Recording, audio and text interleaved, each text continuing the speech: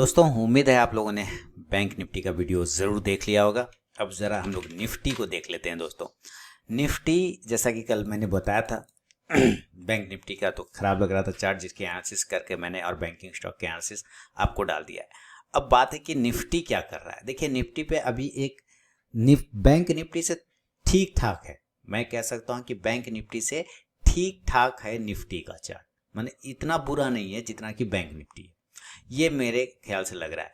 एक तो देखिए जैसे कि हालांकि अगर आज के नज़रिए से कल की बात करें तो वीक है, क्योंकि इसने जो लो प्राइस अपना लगाया है, लो लगाया 14,696 या 97 आप लेके चल सकते हैं, और क्लोज जो किया है 14,700।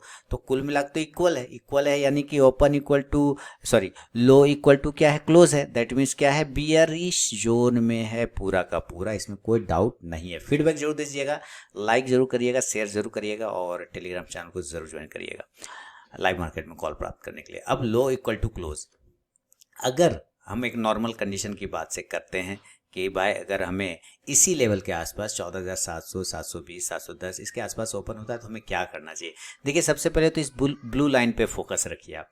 बिल्कुल इस ब्लू लाइन पे जो फोकस है हमारा, उसी ब्लू लाइन के अकॉर्डिंग हमारा काम होगा। वो लक्ष्मण रेखा है वो, ठीक है। हाँ क्या है वो ब्लू लाइन, क्या बन चुका है, लक्ष्मण रेखा बन चुका है। लक्ष्मण रेखा का प्राइस कितना आ रहा है ये हम लोग जान लेते हैं। इसका प्राइस आ रहा है मेरे लिए 14,770 से लेके 14,775 का। तो मैं तब तक इसको पॉजिटिव नहीं मानूंगा जब तक कि ये 14,775, आप इसको गोली मार दीजिए 14,775, राउंड नंबर पकड़िए 14,800, जब तक ये 14,800 के ऊपर क्लोज नहीं करेगा मैं इसको अभी पॉजिटिव नहीं मानूंगा। और उसके बाद वो भी पॉजिटिव क्या मतलब, कल हो सकता है क्लोज हो जाए, क्योंकि कल एक दिन हैवी गिरा, 2 दिन हैवी गिरा, 3 दिन हैवी गिरा, 4 दिन हैवी गिरा। तो जब 4 दिन नीचे ही गिरा है वो, तो 5वां दिन तो आराम करने का दिन बनता है ना। कहने का मतलब है 5वां दिन ये इस तरह का बना सकता है कि नहीं बना सकता है, आप मुझे बताइए। 5वां दिन ऐसे बना सकता है ऊपर में ऐसे करके, इसको अगर मैं ऐसे दिखाऊं, ये देखिए 5वां दिन ये ऐसे तो बना ही सकता है। चल भाई बन जाए ऐसे करके, ये ऐसे करके एक कैंडल बना सकता है कि नहीं बना सकता है पॉजिटिव। आप कहेंगे हाँ बना सकता है, जब 4 दिन गिरा है नीचे तो एक दिन ऊपर भी तो बना सकता है जाने के लिए, तो बिल्कुल बना सकता है। लेकिन हमें यहाँ पे ट्रैप नहीं होना। ये मेरे लिए पॉजिटिव चीज़ हो सकता है लेकिन शॉर्ट टर्म में, तो लॉन्ग टर्म में नहीं। लॉन्ग टर्म में भाई हमारे लिए अब जो लेवल खुल के आ गया है वो है 15,000 का लेवल। 15,000 के ऊपर भी जब तक ये क्लोज नहीं करता है, लॉन्ग पोजीशन नहीं बनाना है, लॉन्ग पोजीशन क्रिएट नहीं करना है। जब तक 15,000 के ऊपर नहीं निकले हमें चुपचाप से बैठना है, खेल देखना है क्या हो रहा है। नीचे के लेवल ओपन है, इसमें कोई डाउट नहीं है। तो हम अभी अगर बात कर लें कि कल अगर हमें क्या करना है, तो भैया हम तो कल 14,670, 14,660 ये सब लेवल के नीचे जैसे ही गिरेगा कि लगे सेल हो जाएगा, ठीक है। क्योंकि ऐसे भी ये काफ़ी गड़बड़ जोन में बैठा हुआ है। तो 14,670 से 14,660 के नीचे सेल बनेगा। टारगेट एक बार 14,600 का एक बार आपको बुक करना चाहिए। 14,600 के आसपास का एक टारगेट आपको बुक करना चाहिए तुरंत से, इमीडिएट, ठीक है। अभी देखिए इसी जगह पर एक चीज़ मैं क्यों बोल रहा हूँ कि ये निफ्टी से थोड़ा बढ़िया लग रहा है, क्योंकि मैं देख रहा हूँ कि एक छोटा सा अभी भी इसको प्राइस बचा हुआ है, ठीक है। इसका एक रेंज बचा हुआ है और उस रेंज की बात करें तो वो 14,650 आता है। इसका मतलब अभी जहाँ पे क्लोज कर रहा है, क्लोजिंग है 14,710 के आसपास में, मैं कह रहा हूँ 14,650 के पास में इसके पास एक स्पेस है, यानी 50 पॉइंट आप खा सकते हैं अगर ये 14,700 के नीचे ही। दोस्तों अगर अभी तक आप लोगों ने टेलीग्राम चैनल को ज्वाइन नहीं किया तो जरूर ज्वाइन कीजिएगा। इसमें मैं लाइव में कुछ कॉल्स प्रोवाइड करता हूं और आप जाके ज्वाइन होकर देख सकते हैं कि वहाँ पे मेरा कॉल्स का परफॉर्मेंस कैसा रहता है। तो यहाँ पे मैंने 3 तरीका बताया ज्वाइन होने का टेलीग्राम चैनल पे। पहला प्रोसेस है दोस्तों कि आप मेरे वीडियो के डिस्क्रिप्शन में जाइए, किसी भी वीडियो के डिस्क्रिप्शन में वहाँ टेलीग्राम चैनल का लिंक मिलेगा, उस लिंक पे क्लिक करके आप टेलीग्राम चैनल पे ज्वाइन हो सकते हैं। दूसरा प्रोसेस है दोस्तों कि आप अपने मोबाइल में टेलीग्राम ऐप को इंस्टॉल कीजिए, उसके बाद उसे ओपन करिए। ओपन करने के बाद RK ट्रेडिंग BGP को सर्च कीजिए अपने टेलीग्राम ऐप में, तो वहाँ पे मेरा चैनल मिल जाएगा, आप उस पर क्लिक करके ज्वाइन हो सकते हैं। तीसरा प्रोसेस है दोस्तों कि आप मुझसे मेरे व्हाट्सअप नंबर पर टेलीग्राम चैनल का लिंक मांग सकते हैं। मैंने यहाँ पे व्हाट्सअप नंबर दे दिया है और यही मेरा कॉल का भी नंबर है। तो आप यहाँ भी मुझसे अपना व्हाट्सअप पर टेलीग्राम चैनल का लिंक मांग सकते हैं। तो जरूर वहाँ पर ज्वाइन होइए, वो लाइव में मैं कुछ कॉल्स प्रोवाइड करता हूँ वहाँ पर भी। निकल जाता है, आप 14,670 पे मत बेचिए, 14,660 पे मत बेचिए, आप 14,700 पर भी बेच सकते हैं नीचे के लेवल के लिए। अगर ये 14,690 को नीचे ब्रेक करता है तो एक बार ये 14,650 को तो टेस्ट करेगा ही करेगा, क्योंकि वही स्पेस इसके पास बचा हुआ है टच करने के लिए। अगर ये 650 को भी नीचे ब्रेक करता है देन 14,600 बस अभी फिलहाल इसी का लेवल हो सकता है, उसके नीचे का भी हम नहीं सोचेंगे, क्योंकि ये लाइन हमारे लिए इंपॉर्टेंट है। तो 14,600 का एक है हमारे पास सपोर्ट, ये मैं मान के चल रहा हूँ कि 14,600 का इंपॉर्टेंट सपोर्ट है। तो यहाँ पे हम क्या करेंगे, सेल कर लेंगे जो लेवल अभी मैंने आपको बताया। अगर बाय करना है तो भाई ये जो लाइन है ना, ब्लू लाइन, उसके ऊपर क्लोज करो ना, यानी कि 14,800 के ऊपर, सीधी सी बात है, तो मैं बाय कर लूँगा, 14,800 के ऊपर बाय करूँगा। और टारगेट इस कंडीशन में 14,850 से लेके 14,900 का। अब चूंकि कल एक्सपायरी का डे है, ये एक मैंने अभी आपको नॉर्मल कंडीशन पे बैंक निफ्टी में समझाया, बैंक निफ्टी तो डाल ही दिया, अब ये नॉर्मल कंडीशन में मैंने समझाया। अगर इसी एक्सपायरी डे की वजह से अगर शॉर्ट कवरिंग आ जाए तो कोई बड़ी आश्चर्यचकित वाली बात नहीं है, तो शॉर्ट कवरिंग को हमें ध्यान में रखना है। और अगर ये 14,600 पर गलती से आ जाता है देन एक बार यहाँ से आपको काउंटर ट्रेड बनाना है, यानी कि एक बाय का पोजीशन बना के चलने का कोशिश करना है। छोटा सा ट्रेड, ज़्यादा स्टॉप लॉस नहीं लेना है। 14,600 के आसपास में बाइंग का पोजीशन बना सकते हैं 14,650 के टारगेट के लिए। अगर ये गैप अप हो जाता है दोस्तों, तब हम क्या करेंगे इसकी भी चर्चा कर लेते हैं यहाँ पर।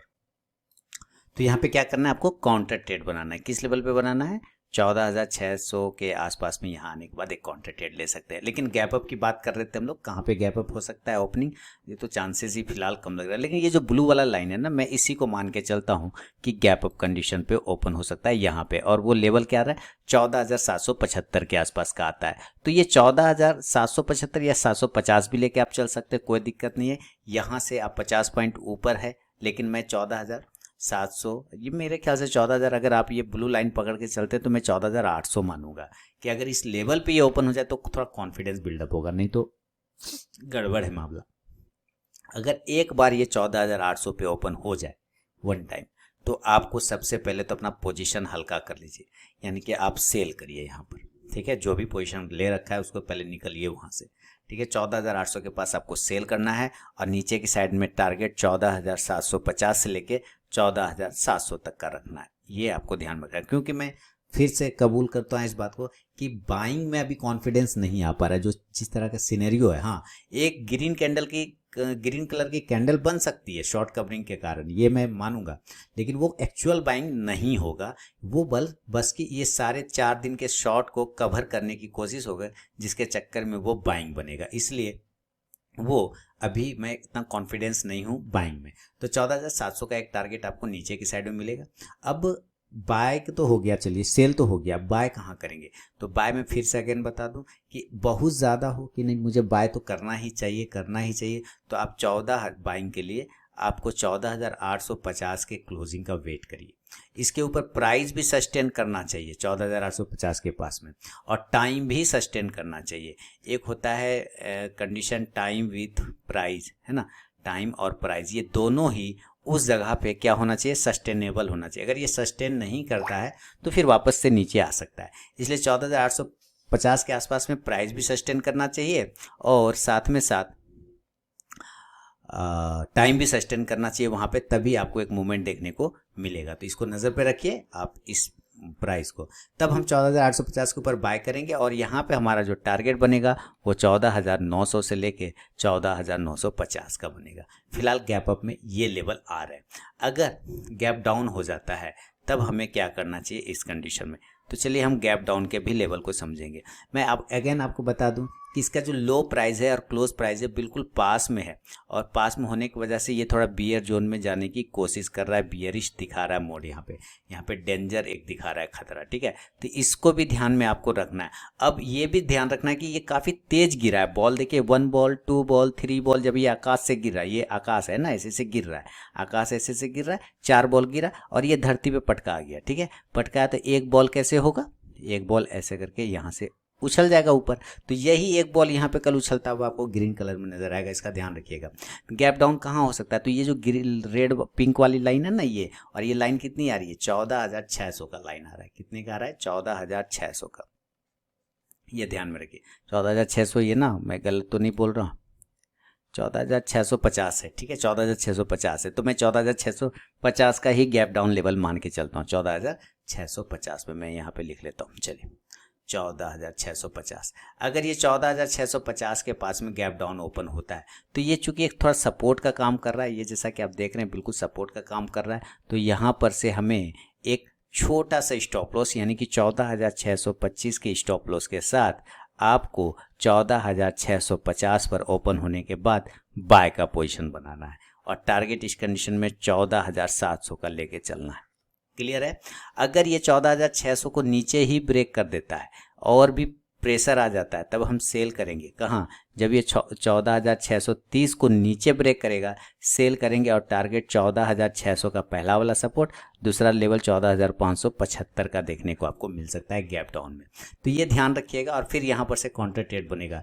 लेकिन चूंकि कल एक्सपायरी है तो मेरे ख्याल से एक बाउंस तो बनता है, लेकिन ये हुआ गैप अप और गैप डाउन पे। अब जी ज़रा हम लोग इंडिकेटर भी देख लेते हैं दोस्तों लगा के, और इंडिकेटर देख रहे हैं क्या कि इंडिकेटर में अब निफ्टी में थोड़ा सा डाइवर्जन बढ़ गया। ये देखिए दोनों का पहले कन्वर्जन था, अब ये डाइवर्जन बढ़ रहा है। तो यहाँ पे MACD भी अभी भी निगेटिव है, अब थोड़ा ज़्यादा निगेटिव हो चुका है, और RSI तो ऑलरेडी निगेटिव है ही, लेकिन यहाँ पे RSI बता रहा है कि भाई हम बाउंस करने के लिए ऐसे तैयार खड़े हैं। तो इस चीज़ को भी ध्यान में रखना, लेकिन वो सस्टेनेबल होना चाहिए टाइम वाइज, तभी काम करेगा, अदरवाइज काम नहीं करेगा। तो ये निफ्टी बैंक निफ्टी पे दोस्तों मेरा अपना पूरा व्यू है। अगर वीडियो एनालिसिस पसंद है तो लाइक कीजिए, टेलीग्राम चैनल जरूर ज्वाइन करिएगा लाइव मार्केट में कॉल प्राप्त करने के लिए। मिलूंगा अब नेक्स्ट वीडियो में, तब तक के लिए बहुत बहुत धन्यवाद।